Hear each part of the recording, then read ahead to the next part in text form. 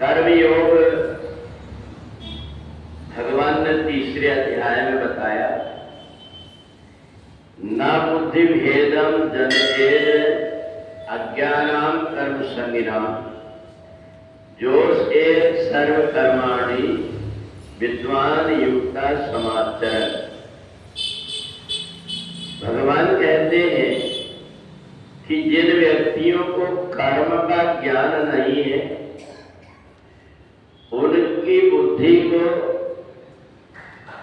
कर्म नहीं करना ऐसा कहकर बुद्धि को बिगाड़े ना, बल्कि विद्वान व्यक्ति भी कर्म करता रहे तो उसके शरीर के पाप नष्ट हो जाते हैं। तीसरा अध्याय कर्मयोग का है। जब अर्जुन ने भगवान को देखा, सारा संसार तो आपके अधीन है, फिर आप कर्म क्यों करते? गाय बछड़ा चराने भी जाते हैं। हमने आपको देखा पांडवों के यज्ञ में आप जाकर के वहां सेवा कर रहे थे, पानी लोगों को पीने के लिए दे रहे थे, पत्थर उठा रहे थे जूठी। आखिर के आपको ये कर्म क्यों करना पड़ता है? भगवान ने कहा कर्म करने से शरीर के अनेक जन्मों के पाप नष्ट हो जाते हैं। यद्यपि मेरे शरीर में कोई पाप नहीं है, फिर भी कर्म इसलिए कर रहा हूं क्योंकि दूसरे व्यक्ति को देख करके उनको शिक्षा मिले कि हमें कर्म करना चाहिए।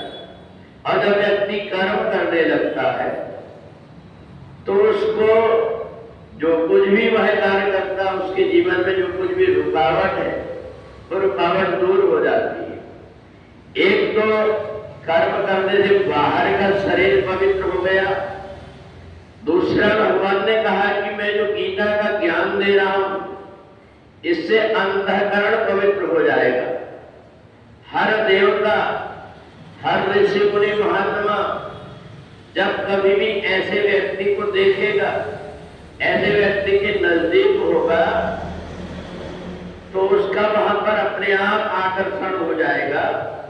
तो इसलिए ऐसा व्यक्ति जिसने की सेवा करके अपने शरीर को पवित्र कर लिया है और जिसने सत्संग के माध्यम से अंतःकरण को पवित्र कर लिया है, जितने भी योगी महापुरुष हैं उनका प्रकाश उनके आसपास घूमने लगता है, उसे अपने आप दिव्य आनंद आने लगता है। तो इसलिए भगवान ने कर्म की तरफ ज्यादा ध्यान दिया कि व्यक्ति अगर कर्म करेगा तो उसका एक न एक दिन मन परमात्मा में जरूर लग जाएगा। जिस समय पर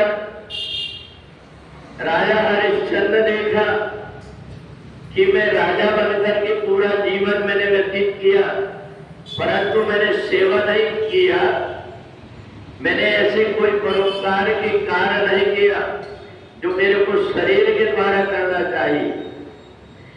तो उसने देखा कि जब पूर्व जन्म के कर्म के कारण उसके ऊपर विपत्ति आई और विश्वामित्र ने सारा राजपाट उसका छीन लिया। जब हरिश्चंद्र मरघट में जाकर के और चौकीदारी करने लगा तो एक दिन उसके मन में आया कि इतने बड़े बड़े व्यक्ति, धनवान व्यक्ति, बड़े बड़े पद में रहने वाले व्यक्ति मंदिरों में जाकर के सेवा क्यों करते, झाड़ू क्यों लगाते, तीर्थों में जाकर के कोई ना कोई सेवा लेकर के करते हैं। तो उसने लोमस ऋषि ने पूछा, गुरुदेव एक बात बताइए कि मेरे जीवन में ऐसी कौन सी गलती हो गई जिसके कारण मेरे को ये दुख भोगना पड़ा?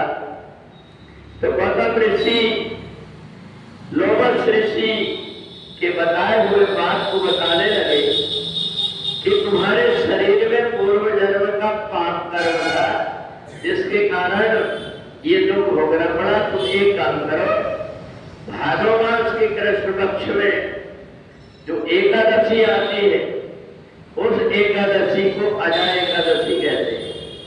इस एकादशी के दिन प्रातः काल सूर्योदय के पहले उठ करके स्नान करना, भगवान से प्रार्थना करना कि जाने अनजाने मेरे शरीर से जो कुछ भी गलती हो गई हो उसके क्षमा करने के लिए आज मैं एकादशी का व्रत करूंगा। और भगवान सूर्य को जल दे करके तुलसी को प्रणाम करके ओम नमो भगवते वासुदेवाय का पूरे दिन जाप करना, एकादशी महात्मा की कथा सुनना, और जैसे शरीर के अंदर सामर्थ्य है वैसा व्रत करना, तुम्हारे शरीर का पाप नष्ट हो जाएगा और तुम पाप से मुक्त हो जाओगे। रानी को पता लगा, रानी ने भी, बेटा को पता लगा, बेटा ने भी, तीनों ने मिलकर के जब अजा एकादशी का व्रत किया तो उन्होंने देखे कि हमारे शरीर से काली काली छाया निकल करके बाहर हो रही है और हमारे सामने एक दिव्य प्रकाश दिखाई दे रहा है। आंख खोल करके देखा, चतुर्भुज रूप में भगवान खड़े हुए थे।